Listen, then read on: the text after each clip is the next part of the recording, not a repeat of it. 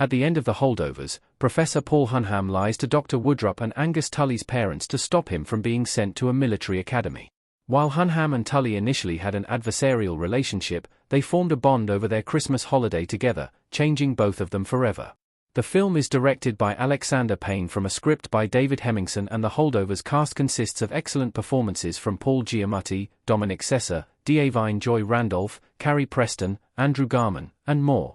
The Holdovers is set in 1970, with Angus Tully, Dominic Sessa, planning to spend his Christmas vacation on the beach before his mother and stepfather decide to leave him at Barton boarding school, so they can go on a belated honeymoon.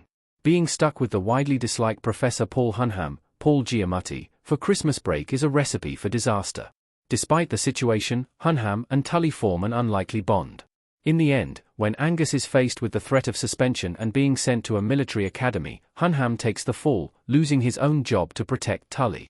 Why Paul Hunham lied to prevent Angus from getting expelled from Barton. Barton men don't lie unless it's to sacrifice their careers for Angus Tully.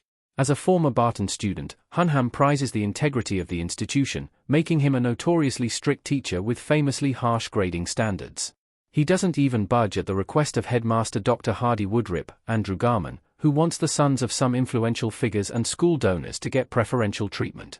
Hunham repeatedly states Barton men don't lie, yet he makes numerous exceptions to this rule for Angus, demonstrating his personal growth through the film and the beautiful bond they form.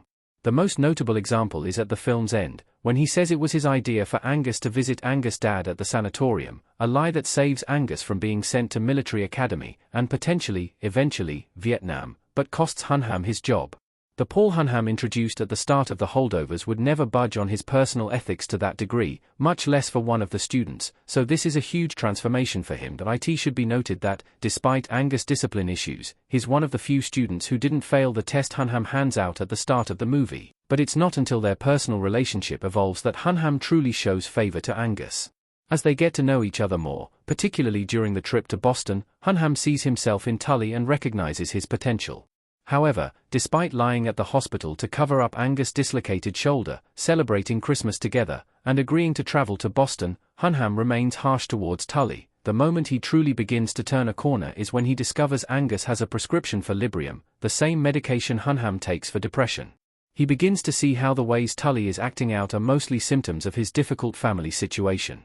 Since similar struggles got him kicked out of Harvard, and he was only saved by a benevolent mentor from Barton, Hunham knows just how valuable a helping hand could be to Tully, leading him to sacrifice his career for the boy's future.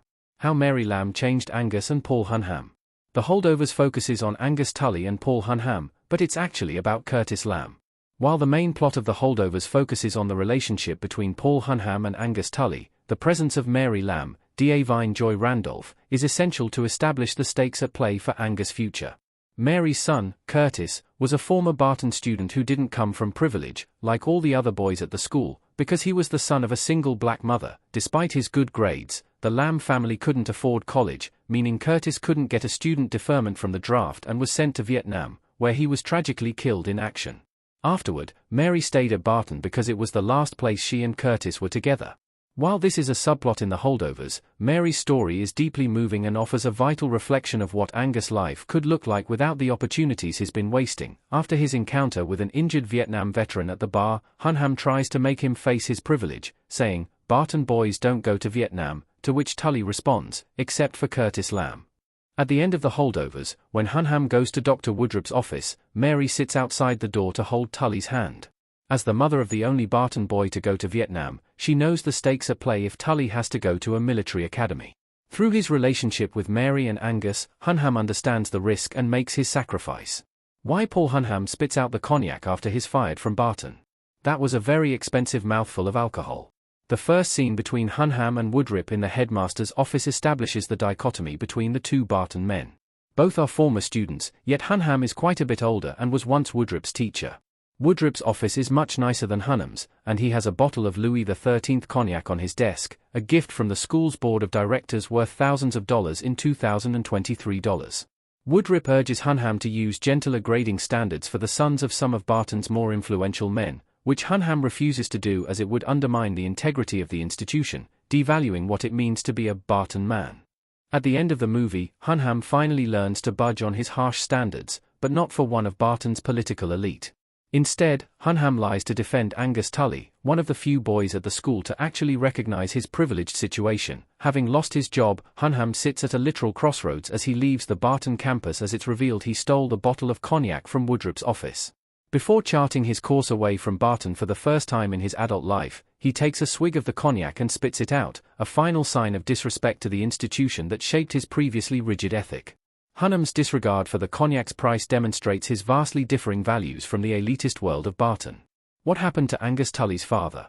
Angus Tully's father is in a mental institution for his erratic, violent behavior.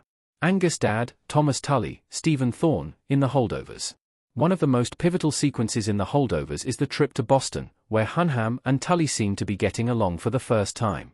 However, while at a movie theater, Tully claims he's going to leave for the restroom and then sneaks off.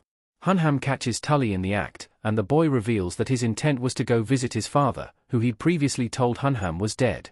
Hunham assumes Tully has planned to visit a cemetery, but Tully reveals that his father is actually in a mental health facility in Boston.